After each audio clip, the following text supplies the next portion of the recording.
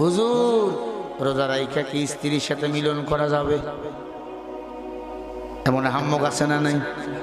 হুজুর রমজান মাস কি স্ত্রীকে ভালোবাসা যাবে? রমজান মাস কি মিলন করা যাবে?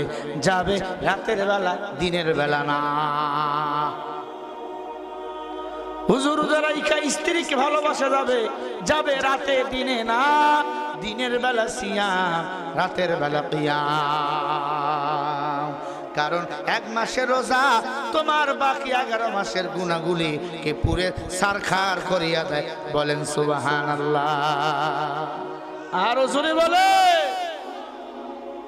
এমন আহম্মক নাই? প্রশ্ন করে, হুজুর নতুন বিয়ে করছি তো, দিনের বেলা কি বলে ভালোবাসা যাবে না? এই পাগলা, স্ত্রী তোমার শস্য ক্ষেত্র, ভালোবাসবা, রাতে ভালোবাসবা, আলহামদুলিল্লাহ। নাপাকি হয়েছ, আবার সেহরি খাওয়ার আগে গোসল করে নিবা, আবার সাহারি খাবা, ফজর পরে হালকা ঘুমায় যাবা, আবার রোজা ভাঙবা, আবার সাহারি খাবা, আবার ইফতারি করবা, আবার রোজা ভাঙবা, আলহামদুলিল্লাহ। এভাবে একটি মাসেই তো 6 মাস তো রোজা না। আগে রোজা ছিল 6 মাস, এখন রোজা কয় মাস? এরপরে অনেকের জলে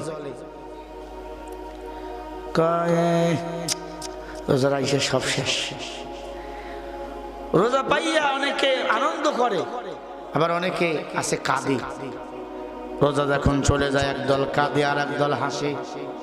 বেনামাজির দল হাসে, ইমানদারের দল, রোজাদারের দল কান্দে। যতদিন রোজা থাকবো ততদিন গুনাহগুলো মাফ করবেন কে? রোজার পুরস্কার নিজেই দান করবেন আল্লাহ। ও আল্লাহর গোলাম, রোজা অবস্থায় যদি মরিয়া যান, বিনা হিসাবে আপনি জান্নাতের মেহমান। সুবহানাল্লাহ বলে না? অনেকে কয় হুজুর আমার গ্যাস, কয় না গ্যাস হয়েছে, কি হয়েছে? রান্না করো। তোমার গ্যাস্ট্রিক, গ্যাস, তা গ্যাস কিনার দরকার নাই, রান্না করো, ভাত রান্না করো। গ্যাস তোমার রোজা রাখো, ইনশাআল্লাহ আল্লাহ যদি চায় ওই রোজার ফজিলতে তোমার গ্যাসকে আল্লাহ ভালো করে দিবে। আল্লাহ আমাদের সবাইকে হেদায়েত দান করেন। চিল্লে বলেন আমিন। মুসলমান ইমানদার, শহীদ মৃত্যুর অনেক দাম, রোজা অবস্থায় মৃত্যুর অনেক দাম। মান খারাপ করবেন না। আল্লাহর ইবাদতের উপর বয়ান করতেছিলাম। তুমি আমি যতদিন বাঁচবো, বলেন ইবাদত করব কার? কার ইবাদত করব? কারা কারা করবেন একটু হাত তুলে দেখান। নারে তাকবীর। মাশাআল্লাহ, আল্লাহ হাত কবুল করেন। আরো জোরে কোন আমিন। ভাইরা আমার, মায়ার নবী রহমতের নবী সাল্লাল্লাহু আলাইহি ওয়াসাল্লাম ডাক দিয়ে বলে, ও আযাবের ফেরেশতা বলো আমার সাহাবীর কে এমন 3 অপরাধ, যে অপরাধের কারণে তার কলিজা চাবায়া চাবায়া রক্ত পান করতেছো। মনে আছে? নাই? 1 নম্বর অপরাধ খেয়াল করেন। আযাবের ফেরেশতা ডাক দিয়ে বলে, নবীজি ওয়াকিমুস সালাহ। আপনার সাহাবা নামাজ কায়েম করেছে ঠিক আছে, কিন্তু মাঝে মাঝে নামাজ কাজা করতো। কাজা এমন মানুষ নাই? 4 ওয়াক্ত পরে ফজর নাই, কি ফজর পড়ো না কেন? কয় হুজুর একটু। অনেক মহিলাও আছে 4 ওয়াক্ত পরে ফজর পড়ে না। আম্মা জান, ভালো করে কান লাগাইয়া শুনে নেন, যারা 1 ওয়াক্ত নামাজ ইচ্ছা করে ছেড়ে দেয় 2,88,00,000 বছর জাহান্নামের আগুনে জ্বলতে হবে। আযাবের ফেরেশতা ডাক দিয়ে বলে, নবীজি সাহাবী নামাজ আদায় করতো কিন্তু মাঝে মাঝে নামাজ কাজা করতো। কাজা নামাজটাও পড়তো না। এটা ছিল 1 নাম্বার অপরাধ। এই অপরাধ আমাদের আছে না নাই? ফজর পড়ে নাই, জোহরেও পড়ে না, আসরেও পড়ে না, মাগরিবেও পড়ে না। 2 নম্বর অপরাধ আতুস যাকাত। যাকাত ফরজ হয়েছে, এরপরেও জাকাত দেয় না। আছে না নাই? 10 বিঘা মাটি, আপনার কি বিঘা না কানি কোন? কানি কানি।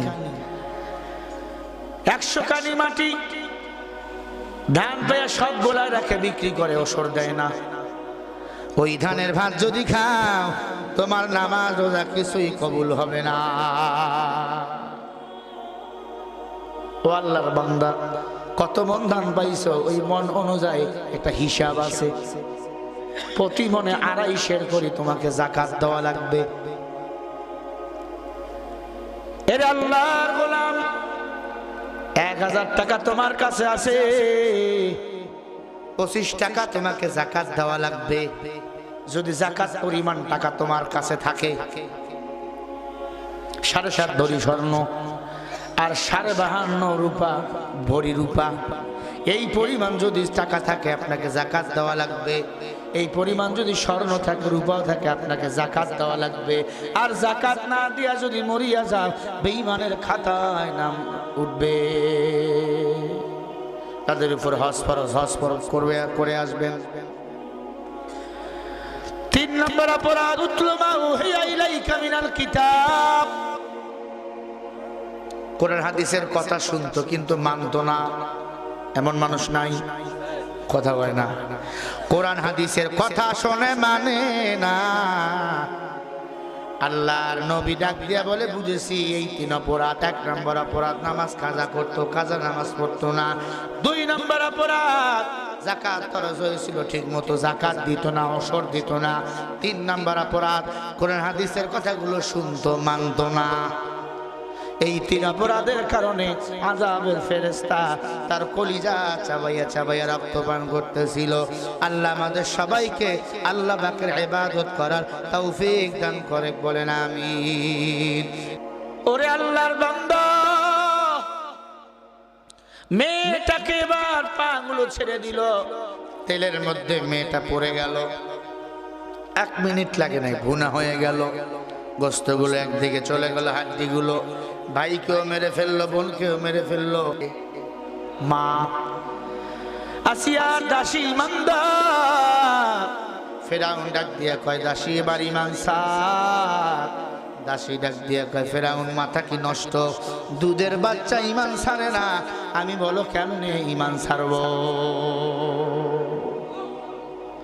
মেয়েটা মাকে বলতে, ইমান সার ইমান সার। মা বলে না, ইমান সারা যাবে না। ডাক দিয়ে বলে, রে দাসী, ও দাসী, মৃত্যুর আগে তোমার কোনো শেষ ইচ্ছা আসেনি?